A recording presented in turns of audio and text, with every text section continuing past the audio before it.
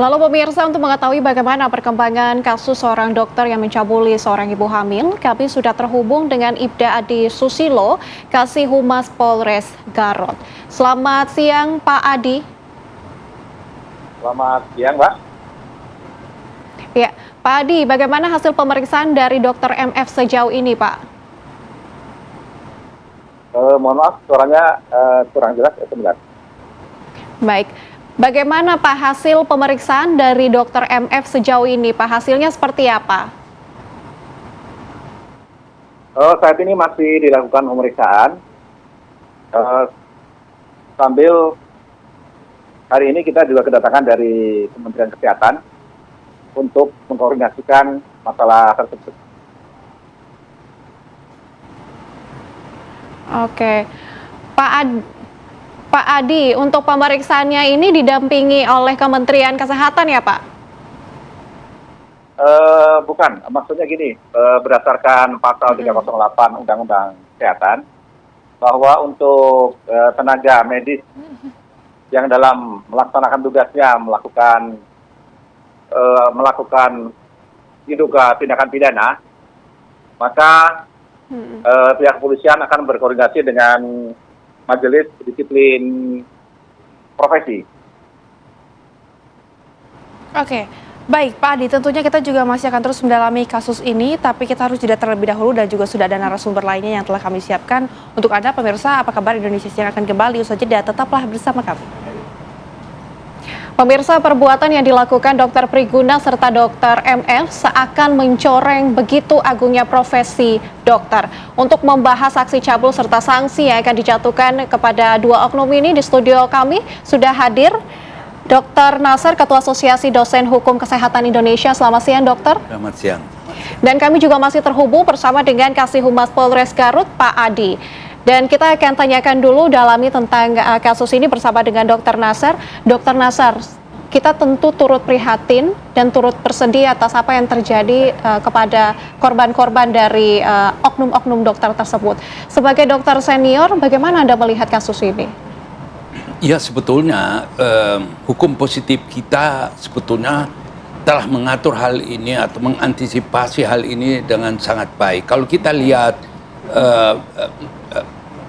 pembuat undang-undang telah melihat bahwa tindak pidana kejahatan seksual seperti yang dilakukan atau dipercontohkan oleh dua dokter ini pada kita, ini sebetulnya menunjukkan bahwa tindak pidana seksual ini memang diatur dengan baik.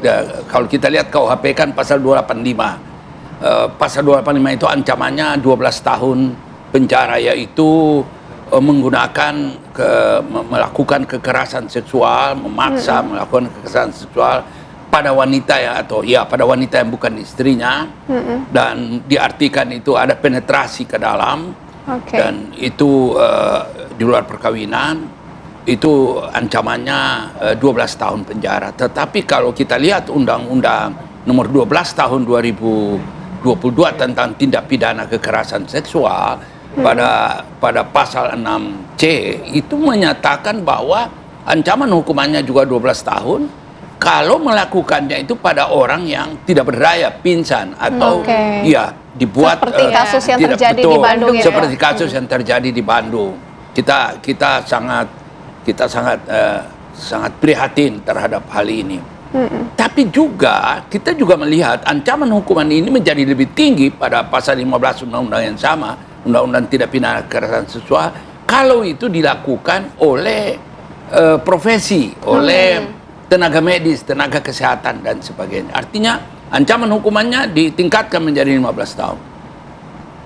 Nah, tapi persoalannya begini, ini perlu kita dudukan bersama. Ini saya terima kasih media, dalam hal ini TV One, pelopori diskusi seperti ini. Perbuatan ini adalah sebuah kejahatan. Kejahatan yang sebetulnya jujur ingin dikatakan bisa terjadi pada siapapun juga. Hakim-hakim korupsi, padahal dia diharapkan tidak boleh korupsi, dia adalah benteng terakhir. Orang bea cukai, korupsi imigrasi dan sebagainya hampir semua terjadi. Khusus untuk tindak pidana kekerasan seksual ini kita lihat terjadi di mana-mana. Guru agama, Iya. pastor, Dari ulama, lingkungan-lingkungan yang semua harusnya orang melindungi, ya? bisa. Padahal ini menurut tadi saya sebut, menurut pembuat undang-undang, ini adalah sebuah kejahatan yang merendahkan martabat dan harkat manusia, Oke. terutama perempuan. Oleh karena itu, saya pikir sebagai seorang yang berpendidikan dokter, saya merasa mereka ini harus diberi hukuman yang berat, maksimal, harus. Dok, tapi kan kalau dilihat ya, akhir-akhir ini rasanya tuh kasus banyak sekali di Bandung, kemudian juga ada di Garut. Tapi dok, ini soalnya juga mencoreng tadi ya profesi dari dokter itu sendiri. Nah, kemudian dok, sebelumnya kan kedua dokter ini juga seperti kita ketahui sudah menjalani sumpah. Tapi mengapa ini dok bisa melakukan hal ini begitu? Benar, Dok? ini saya terima kasih. Ini pertanyaan sangat baik. Khusus untuk profesi dokter, ini perbuatan ini tidak sama dengan perbuatan itu kalau dilakukan oleh profesi lain. Karena profesi dokter itu dia mengangkat sumpah. Saya akan memperlakukan pasien saya dengan standar tertinggi. Saya menghargai martabat kemanusiaan pasien saya dengan penghargaan yang setinggi-tingginya. Dia tidak lakukan itu. Padahal profesi ini profesi luhur. Dia diberi kesempatan, preferensi yang tinggi. Bu, buka bajunya, saya mau periksa, dan sebagainya. Jadi sebetulnya itulah sebabnya saya mengatakan tadi, mereka ini harus diberi hukuman yang berat. Karena selain dia melakukan pelanggaran terhadap norma hukum, dia juga secara nyata dan tegas melakukan pelanggaran terhadap norma etik, norma kepatutan, dan norma disiplin yang ada, yang hidup dalam budaya masyarakat. Oke, Dokter Nasar. Oke, kita juga saat ini terhubung bersama dengan Kasih Humas Polres Garut untuk mengetahui bagaimana proses hukum yang dijalani oleh Dr. MF. Selamat siang, Pak Adi. Selamat siang, Pak. Oke, Pak Adi, sejauh ini bagaimana kondisi dari Dr. MF? Apakah ada penjelasan-penjelasan yang telah dia sampaikan kepada tim penyidik? Saat ini tim penyidik masih melakukan pemeriksaan terduga pelaku tersebut, dan kami juga saat ini masih sedang menerima dari Kementerian Kesehatan karena dalam pasal 308 Undang-Undang Kesehatan dijelaskan bahwa setiap tenaga medis yang dalam melaksanakan profesinya melakukan atau diduga melakukan tindak pidana harus ada rekomendasi dari Majelis Disiplin Profesi. Oke. Baik Pak Adi, kemudian sudah adakah pengakuan dari yang bersangkutan, tapi jangan dulu jawab Pak Adi dan juga Pak Nasar, tentunya kita juga masih akan terus Kembali berbincang dengan dialog ini. Bapak-bapak. Betul sekali, tapi pemirsa apa kabar Indonesia yang harus jeda terlebih dahulu, saja kami akan kembali untuk Anda sesaat lagi. Masih bersama kami di Apa Kabar Indonesia Siang pemirsa, dan tentunya kita juga akan kembali terhubung dengan Pak Adi dari via Zoom. Pak Adi. Ya. Pak Adi, sudah bersama dengan kami? Ya, sudah sama. Baik Pak, ini kalau kita lihat kasusnya terjadi cukup lama Pak, dan mengapa baru sekarang? Kemudian apakah sejauh ini sudah ada juga korban yang turut melapor Pak? Kasusnya mungkin kalau kita lihat dari CCTV, itu terjadi pada tahun 2024 Pak ya. Hal ini baru terungkap karena baru kemarin, Senin malam, kasus tersebut viral di media sosial. Kemudian Polres Garut langsung melakukan penyelidikan, termasuk melakukan pencarian terhadap para korban dan diduga pelaku. Oke, Pak Adi, tahan dulu pernyataannya. Kita juga mau kembali ke Dr. Nasar. Dr. Nasar, kalau kita lihat bagaimana perkembangan dari kasus ini, sejauh ini Dr. MF yang merupakan oknum ini belum ditetapkan sebagai tersangka. Alasannya adalah karena masih menunggu rekomendasi dari Majelis Disiplin. Kalau dari perspektif kesehatan hukum, ini seperti apa? Hukum kesehatan seperti apa, Pak? Ya, begini, sebetulnya ini adalah pidana umum. Oke. Perbuatan tindak pidana kekerasan seksual itu adalah tindak pidana umum. Karena dia tindak pidana umum, seharusnya tidak tunduk dan tidak ikut pada 308 yang tadi disebutkan. 308 itu menyangkut tindak pidana medik. Kalau itu terkait dengan hubungan dokter dan pasien. Jadi ada relasi dokter dan pasien yang menyangkut sebuah pelayanan, sebuah layanan kesehatan. Misalnya orang menyebutkan terjadi kelalaian medik, terjadi pembiaran medik untuk menentukan apakah ini ada benar, apakah ada sebuah kelalaian medik, ada sebuah kesalahan medik yang dilakukan. Nah, itu perlu rekomendasi dari Majelis Disiplin Profesi. Itu pun namanya juga disiplin profesi. Itu pertama. Kalau ini tindak pidana umum dan bukti permulaan sudah cukup, misalnya dibutuhkan minimal dua alat bukti. Tapi satu alat bukti pun kalau memang misalnya itu dianggap sebagai Alat bukti yang kuat. permulaan, bukti permulaan yang cukup, dan kemudian dicari lagi alat bukti ketiga, keempat, dan ditemukan. Apalagi dia sudah juga memberikan pengakuan. Saya kira tidak perlu tunggu rekomendasi-rekomendasian. Saya khawatir itu akan mengurangi kewenangan pasal 18 Undang-Undang Nomor 2 Tahun 2002 tentang Kepolisian Negara Republik Indonesia. Ini memang ada kesalahan penafsiran.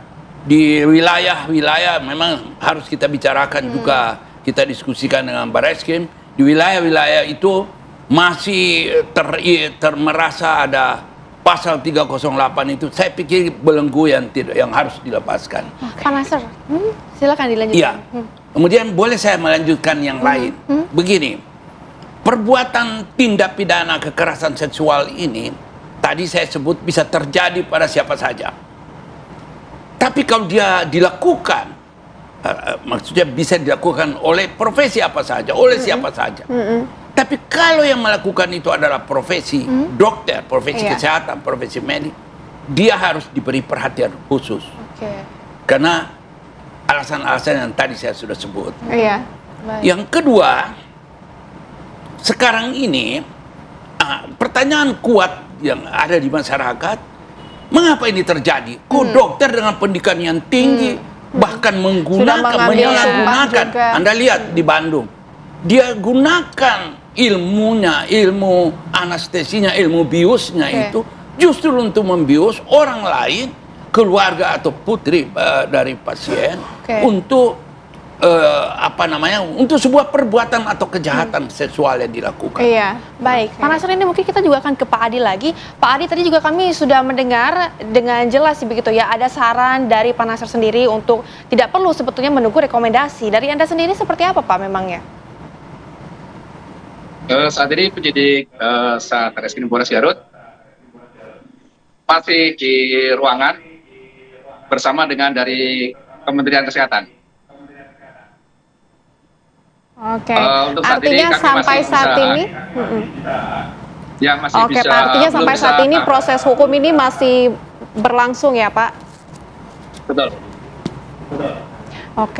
Pak, kalau misalnya sampai proses ini dilakukan, tidak ada pelaporan yang dilakukan oleh korban, karena memang sejauh ini juga belum ada korban yang melapor, akan seperti apa Pak? Apakah kasus ini masih akan terus dilanjutkan atau bagaimana? Untuk korban sudah ada 2 orang yang melaporkan. Dan kami juga sudah membuka 2 orang posko pengaduan apabila ada korban dari warga masyarakat agar segera melaporkan ke Polres Garut. Untuk kerahasiaan akan kami jamin dan perlindungan penuh akan kami lakukan terhadap korban ataupun pelapor. Selain itu kami juga membuka layanan melalui WA dengan nomor 081 113 404040. Silakan kepada korban untuk pelaporan ke Polres Garut atau WA melalui nomor tersebut. Baik Pak, tapi keterangan dari korban sendiri, apakah keduanya ini ada modus yang sama begitu dari pelaku tersebut atau seperti apa keterangannya Pak? Untuk keterangan dari korban, modusnya sama. Oke, berarti memiliki Oke. modus yang sama Memiliki ya. modus yang sama. Kita kembali juga ke Pak Nasir. Pak Nasir, dari kasus seperti ini kan pelecehan seksual yang dilakukan langsung dari dokter kepada pasien. Untuk kasus dari dokter MF sendiri, sebenarnya kode etis dokter ketika memegang tubuh pasien itu batasannya seperti apa sih, Dok? Ya, sebetulnya dari sisi etik, Bu atau Mbak Cantik, itu sebetulnya ketika dia melakukan pemeriksaan itu dengan penuh empati, dengan penuh perhatian. Oke. Tidak boleh ada fantasi-fantasi lain, fantasi seksual Gerakan-gerakan tambahan, apalagi. Ya. Nah, untuk mengurangi, meminimalisir resiko ini harusnya itu ada orang lain di sana, ada pendamping. ada pendamping. Oleh karena itu sebetulnya itu dalam kode etik itu ada, sudah sangat jelas. Iya. Jadi ini pelanggaran terhadap norma etik, jelas-jelas pelanggaran terhadap norma etik, selain pelanggaran terhadap norma hukum. Oke. Saya boleh mengambil kesempatan untuk saran kepada Mas Adi di Garut, Kang iya, Adi, silakan, Pak. punten Kang Terima Adi, kasih. upami Kang Ya, Adi bisa silakan. mempertimbangkan. Sebetulnya yang perlu sekarang dilakukan itu pendalaman, Kang Adi, pendalaman terhadap perbuatan pidananya, memperbanyak barangkali saksi, melihat alat-alat, mengejar alat-alat bukti yang lain. Keterangan dari Kementerian Kesehatan itu tolong tidak dibutuhkan di sini, Pak. Ini saya sebagai orang yang belajar hukum kesehatan, saya benar-benar prihatin kalau Polres itu mau minta keterangan dari Kementerian Kesehatan. Tidak ada hubungan dengan Kementerian Kesehatan. Oke. Ini pidana umum, Pak. Ini jelas pidana Oke. umum. Sehingga perlakuannya memang harus perlakuan terhadap tindak pidana umum. Baik. Oke. Perbanyak saksi dan juga alat bukti tadi ya, Pak Iya. ya. Oke, baik. Pak Adi, terima kasih banyak sudah bergabung bersama dengan kami di Apa Kabar Indonesia Siang, dan semoga kasus ini juga segera diberikan titik terang. Terima kasih, Pak. Selamat kembali beraktivitas. Oke, tadi Pak Nasir, sebenarnya dari pihak kepolisian di sana juga sampai saat ini proses penyelidikan itu masih berlangsung, sehingga memang saran-saran seperti yang Dr. Nasir sampaikan tadi memang akan menjadi bagian pertimbangan bagi mereka pertimbangan, juga. betul. Dan kita ingin kembali bertanya ya Pak Nasir, sebenarnya klinik atau fasilitas kesehatan ini bisa ikut dijerat juga nggak, dokter? Karena memang kan sebenarnya ada prosedur atau SOP yang diberlakukan Iya. dalam sebuah klinik begitu. Saya kira tidak, Mbak. Oke. Karena klinik itu kan sebetulnya tidak tahu bahwa si dokter ini sebetulnya orang yang Seperti memiliki apa? cacat jiwa, Iya. memiliki fantasi-fantasi seksual ketika dia menjalankan praktek mulia ini. Tapi klinik ini sebetulnya saya dengar atau saya duga klinik ini sebetulnya punya sesuatu yang saya anggap niat baik. Ketika ada yang melaporkan itu, ada yang melaporkan pada dia pasang CCTV. Iya. Itu sebetulnya adalah upaya klinik untuk menangkap basah atau mencari bukti, alat bukti, atau mencari fakta-fakta hukum yang lain yang kemudian dia menghentikan. Oke. Dokter ini oke. diberhentikan oleh si klinik. Dari situ saja kita melihat bahwa klinik ini punya keinginan jangan Niat yang terjadi baik. Oke, hal-hal jangan terjadi seperti lagi ini ya. di tempat saya. Seperti Baik. itulah. Jadi saya kira dia saya mengerti maksudnya, Mbak. Apakah dia ini bisa dijerat dengan pasal 55 atau 56? Iya, betul, Ya. betul. Tidak, saya kira tidak. Ini dokternya saja. ini. Dokternya saja. Ya. Baik, Pak Nasir, tapi dengan adanya situasi saat ini ya, terutama banyak sekali mungkin kasus-kasus yang terjadi, apakah fungsi ID sendiri ini ikut melemah atau seperti apa? Nah, ini begini, Mbak. Ini pengawasan. Ini kan soal pengawasan terhadap praktek dokter. Dulu, pada Undang-Undang Kesehatan lama, organisasi profesi itu diajak mengawasi dokter. Jadi dia mengawasi benar. Saat saya pertama menjadi dokter spesialis, itu saya harus menghadap ketua dan saya diberi arahan. Anda tidak boleh begini, Anda tidak boleh begini. 6 bulan lagi saya datang pada dia. Oke. Setiap 6 bulan 1 tahun, setelah saya sudah lama 1 tahun. Setelah sekian lama baru 2 tahun kita melaporkan sesuatu. Artinya apa? Kita dalam pantauan. Nah, dalam Undang-Undang Kesehatan yang baru kewenangan dan kapasitas organisasi profesi ini dicabut. Pak Menteri itu mengatakan ini bukan wewenang Anda masyarakat, ini wewenang saya pemerintah. Akibatnya seperti sekarang. Tapi pemerintah itu turun kalau ada kejadian, jadi pemadam kebakaran. Di situ bedanya. Kalau organisasi profesi dilibatkan, organisasi profesi itu tidak hanya bekerja seperti pemadam kebakaran, ada api baru datang airnya, tidak seperti itu. Oke, Dokter Nasar, kalau kita lihat dari 2 kasus yang terjadi di Bandung, kemudian di Garut juga, kalau di Bandung itu Dokter Priguna sudah diberikan sanksi tidak diizinkan untuk praktek seumur hidup. Dari pandangan dokter sendiri, apakah ada sanksi yang lebih berat dari ini, dokter?